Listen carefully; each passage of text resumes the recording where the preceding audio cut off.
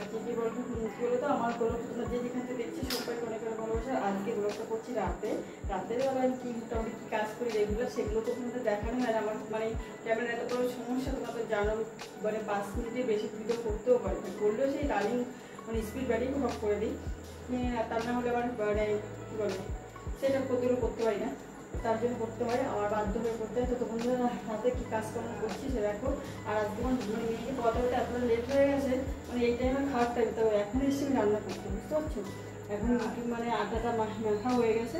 এই দেখো কতগুলো সবজি, এইগুলো হচ্ছে স্যালাড, এই রাতের খাবার, এই যে হচ্ছে রাতে এগুলো দিয়ে খাই। পরে দেখা চলো অনেক।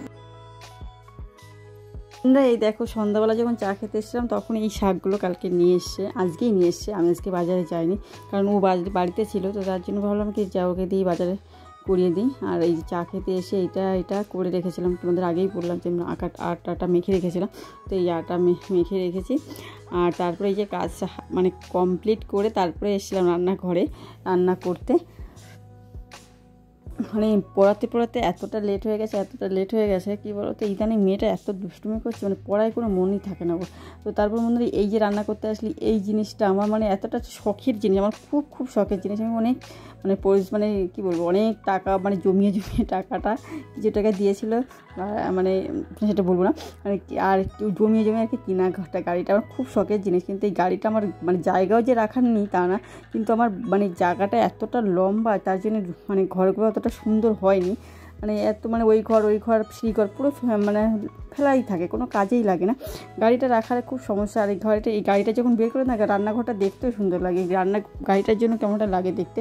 তো বন্ধুরা দেখো আমি যখন রুটি তৈরি করি তখন এই দেখো এই যে একটা রুটি তৈরি করলে রান্নাঘরের অবস্থা খুব নোংরা হয়, খুব রুটিতে খুব নোংরা হয় রান্নাঘর। আর আমার তো প্রতিটা জিনিসই খুব শখের, খুব মানে ভালোবাসার জিনিস, আমি খুব ভালোবেসে সমস্ত কিছুই করি মানে কাজগুলো। আর তো দেখো ওই জন্য একটা পেপার পেতে নিই, তারপরে আর কি করি। আর না কী বলো তো, এমনি পেপার না পাতলেও দেখো কী হয় বলো তো, আর সেই নোংরা পড়ে জমে যায় মানে সে, আর এইটা মানে পাথরের তো সেই সরে যায়, তো এটা পাতলেও খুব সুবিধাও হয়, নোংরাটাও কম হয়। আমি এই আটাটা ধরে ফেলে দিতে পারবো বেসিনের ভিতরে, কোনো অসুবিধা হয় না। আর যদি এখানে আবার সে পরিষ্কার করতে খুব ঝামেলা হয়। আর রুটি আমি এখন 10টা করবো, মানে 10টা, আমি 2টো রুটিই খাই, মানে বেশি খাই না।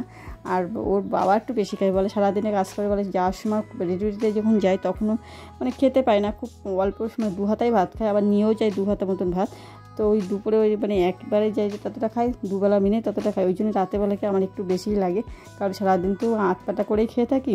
আর সত্যি পরিশ্রম করে, তারপরে সেই হিসাবে খাওয়াটা হয় না, মানে সময়ের অভাবে খাওয়া হয় না, মানে থাকলেই খাওয়া যায় এটাও নয়, ভাগ্যে থাকারও ব্যাপার আছে, ভাগ্য নেই মানে ওর সময়ের অভাবে অধিকাংশ লোকই তাই হয়, যারা ডিউটিতে করে তাদের খাওয়ার খুব টাইম অভাব থাকে, এটাই আছে সমস্যা। আর দেখো আমার মানে শুকনো ন্যাকড়া দিয়ে একবার মুছে নিই, তারপরে আবার জল দিয়ে ন্যাকড়া দিয়ে মুছে, মানে বললাম না রুটি করলে আমার শখের জিনিসগুলো নষ্ট যাতে না হয় সেই দিকে আমার খেয়াল রাখতে হয়, কারণ প্রতিটা জিনিস আমার অনেক মানে কী বলবো, অনেক শখ ত্যাগ করে আমার ইচ্ছাগুলো, মানে যেমন অনেক কিছু থাকে না মেয়েদের, এই জিনিসটা শখ, এটা কিনবো, সেই জিনিসগুলো মানে বাদ দিয়ে আমার এই জিনিসগুলো করা। মানুষ আগে, হ্যাঁ আমি এগুলোই করি, কারণ আমার ঘরের একটা ব্যাপার থাকে, আমি নিজে সেজে গুজে বেজাবো, কিন্তু আর ঘর থাকবে লোক আছে, এগুলো আমার পছন্দ না।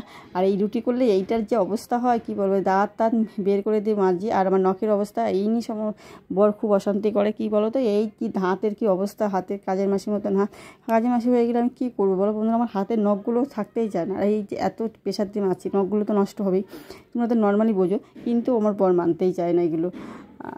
আর প্রতিটা জিনিস আমার কাছে টিপটাপ করে রাখার আমার এগুলো আমার হ্যাবিট, মানে এটা আমার খারাপ দিক ভালো দিক তোমরা যেটাই বলো, আমার আর কি ভালো লাগে, মানে আমি যেরকম মানে আগে ছিল থাকি ঠিকই, আমাদের চুলটাও কোনো সময় ঠিকঠাক আশ্রয় নেই, এটা একদম সত্যি কথা।